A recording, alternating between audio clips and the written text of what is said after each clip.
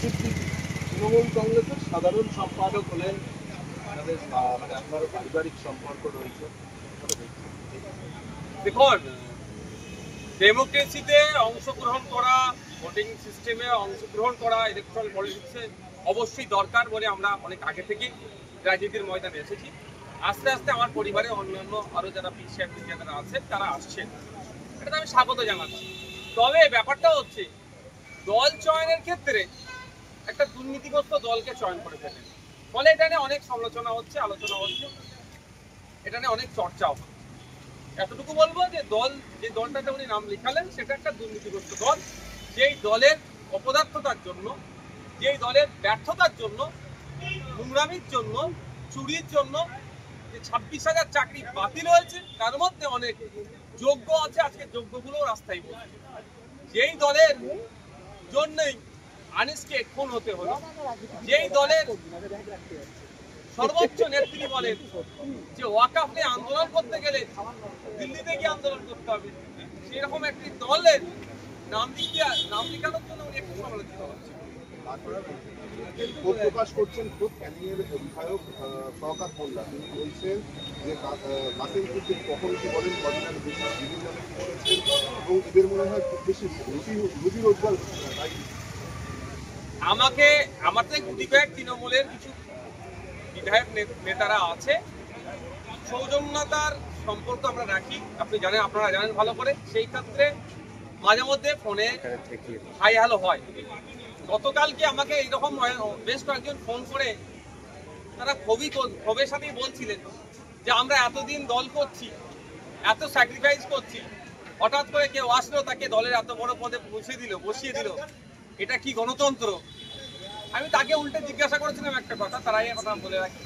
শওকত মোল্লা সাহেবও ক্ষোভ প্রকাশ করছে যে শওকত মোল্লা সাহেব বড় পদ পাওয়ার জন্য ক্যানিংয়ে নিরীহ মানুষের উপর অত্যাচার, শুধু নয় ভাঙড়ের মানুষের উপর অত্যাচার, মিথ্যা কেস এবং আমাকে ক্রমাগত ভাষাগত আক্রমণ করে যাচ্ছে, সেও পদ পেল না।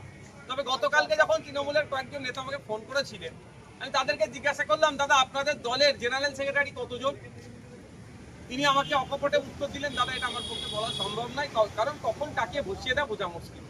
তারপর অনেক ভাবনা চিন্তা করে দেখলাম এই প্রশ্নটা যদি মমতা ব্যানার্জিকে করি, এই প্রশ্নটা যদি সুব্রত বক্সী মহাশয়কে করি যে স্যার আপনাদের দলের মোট জেনারেল সেক্রেটারির সংখ্যা কত, উনি আমার মনে হয় 5 মিনিট মাথা চুলকাবে, তারপরে হয়তো এক্সাক্ট সংখ্যাটাও বলতে পারবেন না। মানে যাকে মনে হয় সকাল সন্ধ্যে ধরে বসিয়ে দেয়, একটা পোস্ট, বাকি সব ল্যাম্প পোস্ট। শওকত মোল্লা সাহেবের এখন অস্থিরতা বাড়বে, কারণ যে কাসেম ভাই সাহেবের সম্পর্কে, ভাইজান সম্পর্কে শওকত মোল্লা এতদিন আক্রমণ করেছে, বাই ডিফল্ট ডেজিগনেশন অনুযায়ী কাসেম ভাইজান শওকত মোল্লার অনেক ওপরে বসছে, কাসেম ভাইজানকে এখন ভাইজান সম্বোধন করতে হবে, ফলে ওনার একটু ফাটবেই।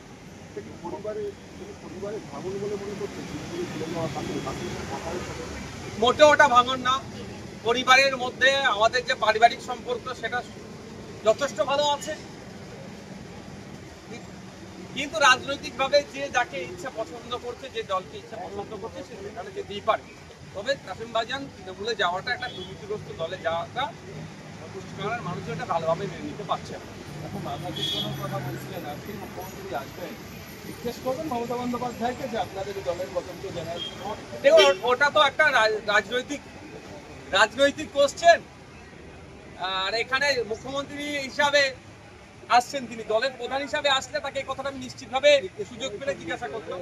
তবে এখানে সুযোগ পেলেও আমি সে কথা জিজ্ঞাসা করবো না, কারণ এটা একজন মুখ্যমন্ত্রী হিসাবে আজকে বিধানসভায় আসছে। কোনো সময় যদি নবান্নে যাওয়ার সুযোগ হয়ে যায়, যদি হয়, তাহলে ওখানে গিয়ে যদি সময় পাই তাহলে জিজ্ঞাসা করবো।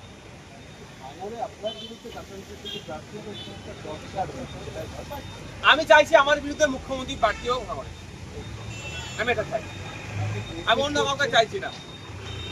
আমি চাইছি আমার বিরুদ্ধে মুখ্যমন্ত্রী প্রার্থীও। তবে একটা কথা জানিয়ে রাখি, পশ্চিমবাংলার মুসলিম সম্প্রদায় তৃণমূল থেকে যেভাবে মুখ ফিরাতে শুরু করেছে, কাউকে দিয়ে ড্যামেজ কন্ট্রোল করতে যদি চাই সেটা হবে না, কারণ একের পর এক পদক্ষেপ তৃণমূল কংগ্রেসের মুসলিম সম্প্রদায়ের মানুষজন ক্ষিপ্ত হয়ে উঠছে। মুসলিম তোষণের নামে মুসলমানদের শোষণ করা হচ্ছে পশ্চিমবাংলায় বিজেপির সহযোগিতা নিয়ে, শুভেন্দু অধিকারীর সহযোগিতা নিয়ে মমতা ব্যানার্জির সরকার মুসলমানদের উপরে আক্রমণ চালিয়ে যাচ্ছে। কখনো ওয়াকফ সংশোধনী আইনের বিরুদ্ধে প্রতিবাদ করতে গেলে মিথ্যা মামলা দিয়ে জেল খাটানো হচ্ছে, তো কখনো দিল্লি যাওয়ার নিধান দিচ্ছে। ফলে পশ্চিমবাংলার মুসলমানরা তৃণমূল কংগ্রেসের কাছ থেকে মুখ ফিরিয়ে নিচ্ছে। কাউকে নিয়ে এসে যদি মনে করে এই ভাঙাবাদ জোড়া লাগাবার চেষ্টা হচ্ছে, সেটা বৃথা হবে।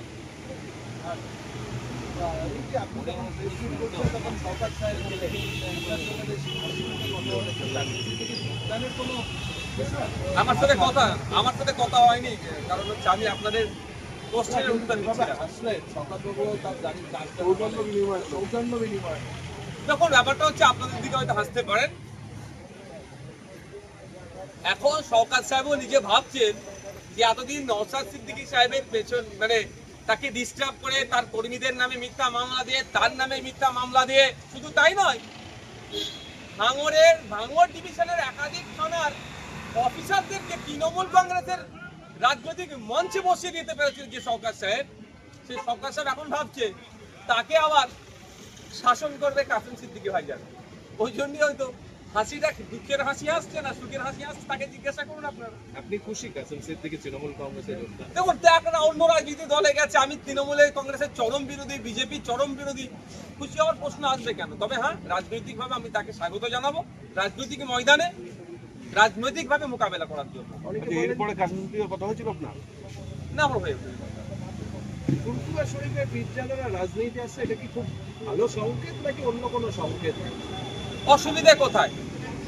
আমি তো মনে করি আরো বেশি বেশি করে যারা ধর্মীয় গুরু তাদের রাজনীতিতে আসা দরকার।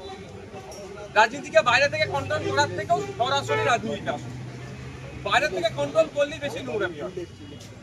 সে যখন কাউকে পদ্মশ্রী প্রাইজ দিয়ে নিয়ে যে চর্চা হয়েছিল, এইগুলো যেমন চর্চা হচ্ছে, এটা থেকে সরাসরি রাজনীতি করে। বাইরে থেকে কাকে ইঙ্গিত করছে? সিদ্দিকীকে আহ্বান জানাবেন রাজনীতিতে আসার? আমি সকলকে আহ্বান জানাবো। রয়েছে আরও খবর, আর এই খবরের আপডেট পেতে আপনারা সাবস্ক্রাইব করুন এই চ্যানেলটি।